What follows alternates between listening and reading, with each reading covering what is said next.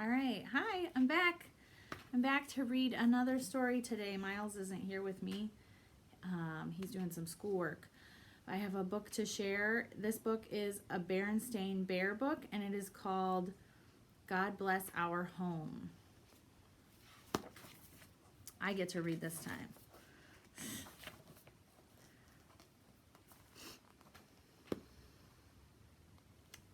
The Bear family, who lived down a sunny dirt road deep in bear country, loved their treehouse home.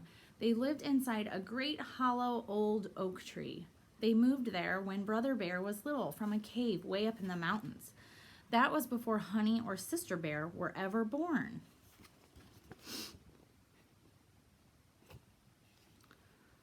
is their new home.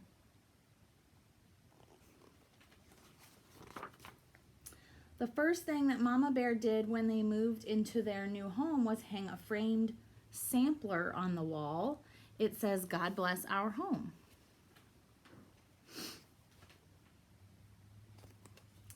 "That's just what we need," said Papa. "God's blessings will make our treehouse into a happy home." This is what a sampler is. You guys see that there? Okay.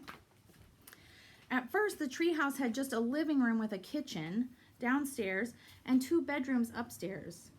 When Sister was born, she shared a bedroom with Brother.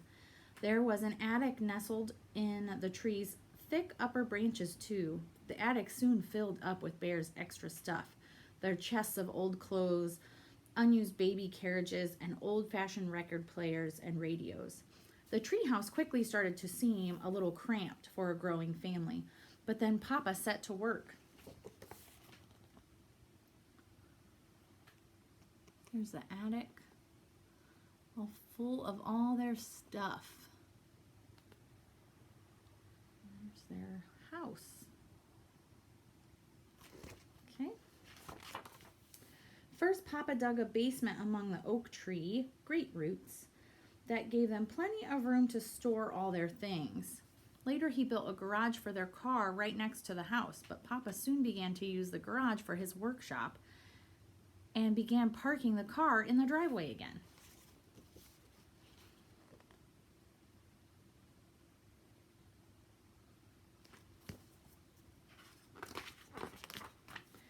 All in all, the treehouse was a fine place to live. The thick wood of the tree trunk kept them warm in the winter. The spreading oak leaves above kept the house shady and cool in the summer.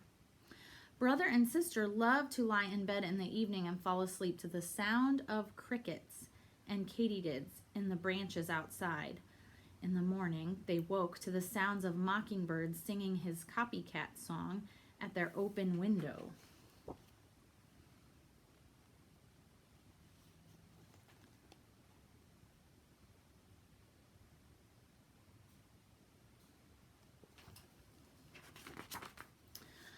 The bear's treehouse made a home for other creatures, too. A woodchuck dug his barrow under the front steps. A family of chipmunks made their home in the woodpile. A pair of sparrows nested in the birdhouse out back, and swallows built their nests of mud in the rafters of the garage. Papa had to duck when the swallows came swooping in to feed their babies, but he didn't mind. As the good book says, Papa explained, even the sparrow has found a home and the swallow a nest for herself. Notice everybody has a sampler on the wall that says, "God bless our home."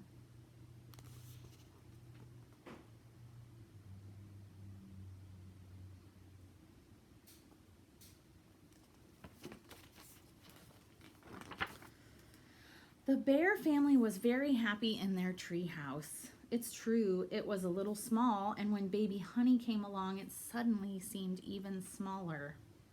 At first, Mama and Papa just put Honey's crib in their room alongside their bed, and that was okay. While she was very small, Honey needed to be near them anyways. Here, look, they bring home a new baby.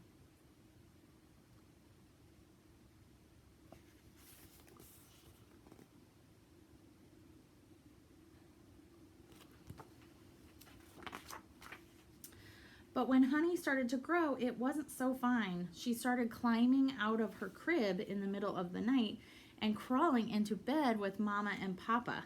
She would sleep between them sideways and kick them. Mama and Papa weren't getting enough sleep. Yikes. Honey looks comfortable though. One morning at breakfast, a sleepy Papa said to a sleepy Mama, "You know, maybe it's time we thought about moving to a bigger house." Said Mama, half asleep. "Maybe you're right." But brother and sister overheard them. "Move to a bigger house," they both said. "No way, we love our tree house." They don't want to leave, but Mama and Papa look very tired.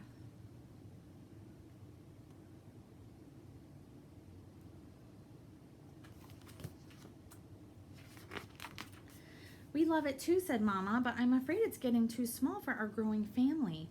Honey really needs a room of her own." "And there's no garage for our car," added Papa. "I have been parking in the drive for years now. When it snows, I have to shovel it off every time." "But there must be a way to make more room and keep living right here," said brother. "Yes," agreed sister. "We just need to put on our thinking caps." "Maybe you're right," said Papa. "We could probably make more room somewhere. Let's look things over and see," suggested Mama.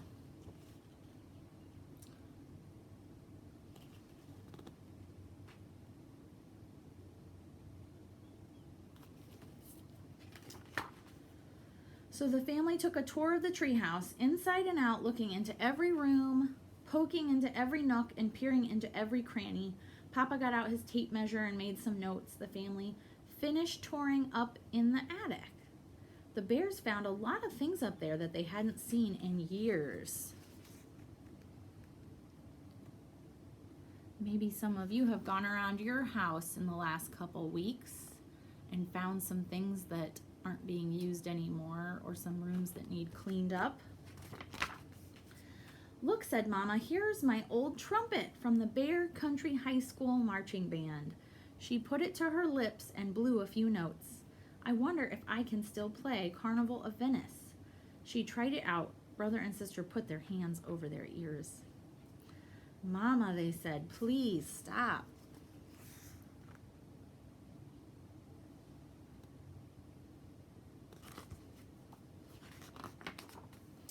"I think I know what to do," said Papa. As they trooped down from the attic, "I can enlarge the basement and move some things down there from the attic.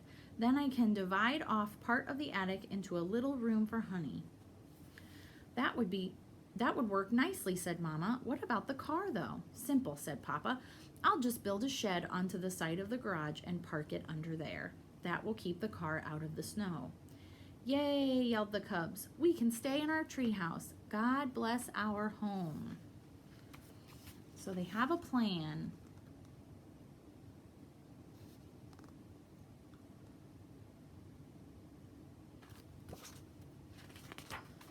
The next day, with the cubs' help, Papa set to work. They dug and carried and sawed and hammered and sanded and plastered and painted and cleaned like a family of busy beavers.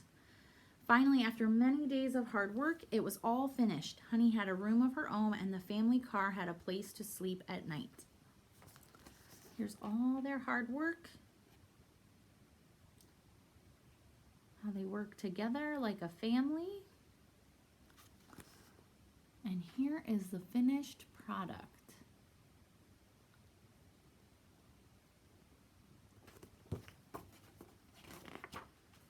"You know," said Papa as he looked over their brand new old home, "this isn't a bad little place at all." "Not bad," said the cubs.